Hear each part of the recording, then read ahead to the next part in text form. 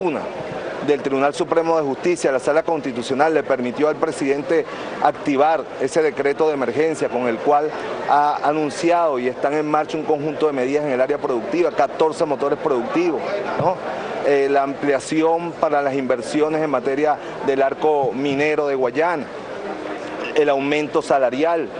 el ajuste del precio de la gasolina o el cobro de la gasolina más bien para crear un fondo para mantener el sistema de protección social de nuestro pueblo, las misiones, las grandes misiones, los recursos para la construcción de 500.000 viviendas este mismo año, entre otras importantes medidas que ha adelantado el presidente Nicolás Maduro, trabajando conjuntamente con el sector productivo honesto de Venezuela, con los trabajadores, con el pueblo, que lo que le interesa es restituir plenamente su derecho a la alimentación, al abastecimiento de las medicinas y de otros productos y bienes esenciales. En contrario, imagínense, si ellos gobernaran lo que han propuesto durante estos 2 meses de sesión, ¿no?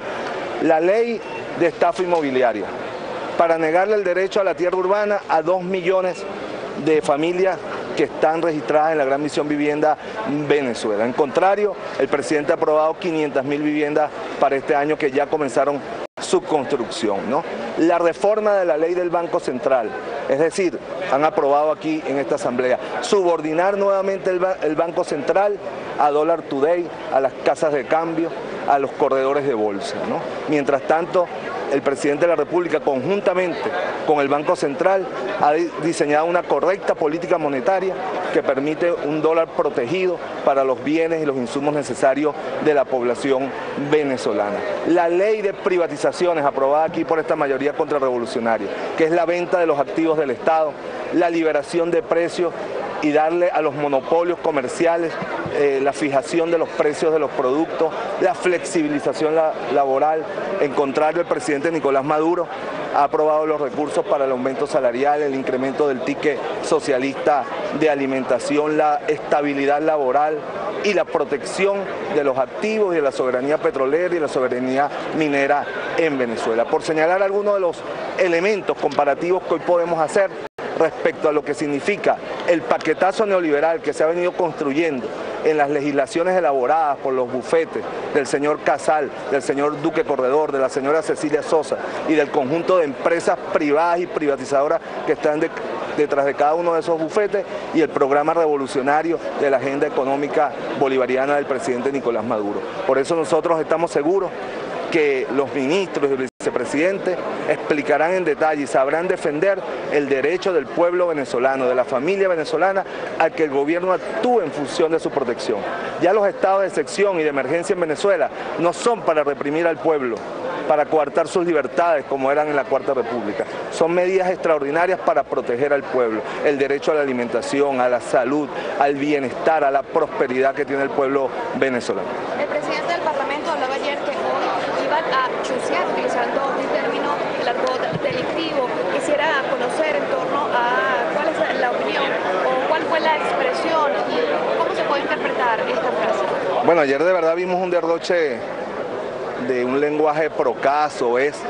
por quien debe dirigir con altura una institución de la democracia venezolana como es el Parlamento, ¿no? Yo lo que creo que el que está subordinado hoy a la Constitución por la fuerza de este pueblo, que ayer se manifestó en las calles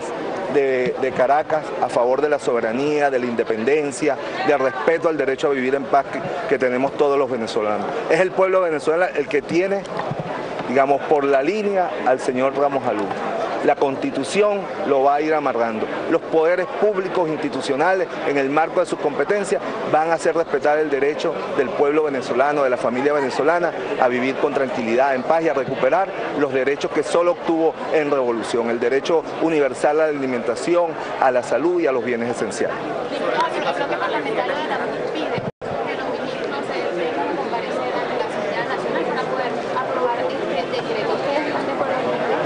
Siempre, y el presidente Nicolás Maduro en la primera oportunidad estuvo dispuesto. Lo que no estamos dispuestos es que se arme un show con los responsables de la verdadera crisis, Fedecámara, los bufetes de las empresas privadas que ya señalé, para hacer un intento de linchamiento moral y un circo a los ministros y al vicepresidente cuando se trata de venir a un informe serio que permita a la Asamblea Nacional conocer las medidas que ya están en marcha, gracias a que hubo una decisión de la Sala Constitucional, porque si hubiese sido por la mayoría contrarrevolucionaria de este Parlamento, pues el presidente estuviese atado de mano, ¿no? Que es lo que ellos pretenden, inhabilitar al Ejecutivo Nacional para que cumpla con sus competencias constitucionales de proteger la prosperidad y la tranquilidad de la familia venezolana. ¿Qué ministros esperan que asistan el martes? No sé, será la mayoría contrarrevolucionaria que hará las coordinaciones a través del presidente de la Asamblea con el vicepresidente ejecutivo para saber cuáles son los requerimientos de presencia de los ministros y ministras del gabinete del presidente Nicolás Maduro. Si la Asamblea vuelve a negar, bueno, quedará nuevamente de espaldas del país. Quedará como una mayoría que ha venido a colocar este Parlamento, esta institución, al servicio de un proyecto político desestabilizador y de la resolución de sus problemas internos, como la vimos en la ley de referéndum que aprobaron de manera imprevista e inusual el jueves pasado, ¿no? Una asamblea que la han convertido en una plataforma de las disputas internas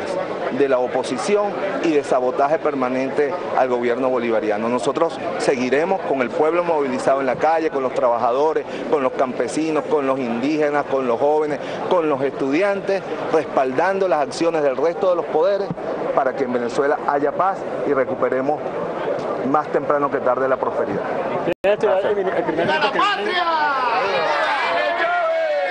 Bien, declaraciones del diputado.